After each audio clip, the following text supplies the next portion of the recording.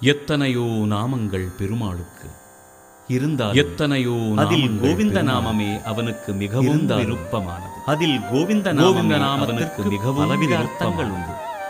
கோவிந்த நாமம் என்றால் பலவித அர்த்தங்கள் உண்டு. விந்தன் என்றால் கோ என்றால் பூமி, பூமியை வராக அவதாரம் எடுத்து மீட்டவன் கோவிந்தன். பூமியை வராக அவதாரம் எடுத்து மீட்டவன் கோவிந்தன். விந்தன் என்றால் கோ என்றால் பசுவினையோ கிருஷ்ணாவதாரத்தில் என்றால் கோவர்தனகிரியை இருந்தாலும் கோவிந்த நாமமே கோவர்தனகிரியை கோவினத்தையும் கோவிந்த வேதாந்த அர்த்தங்கள். கோ என்றால் ஜீவா, வேதாந்த விந்தன் என்றால் விந்தன் என்றால் ஜீவாத்மாவிந்தன் என்றால் வராக அவதாரம் எடுத்து ஜீவாத்மாவாய் நிறைந்த பரமாத்மா. கோ என்றால் பசுவினத்தை, கோ விந்தன் என்றால் நல்ல உரையமான வார்த்தை. கிருஷ்ணாவதாரம் கோவர்தனகிரியை தூக்கி கீதோபதேசம் வரைத்தவன், கோபர்களை காப்பாற்றியவன், கீதோபதேசம் உரைத்தவன் பெருமை. வேதாந்த முறையில் வாக்கிற்கும் கோ என்ற மனதில் ஜீவா பெருமை, கண்களுக்கும் விந்தன் நிறைந்த மனதிற்கும் க்ஷேத்திரவாய் நிறைந்த பரமாத்மா.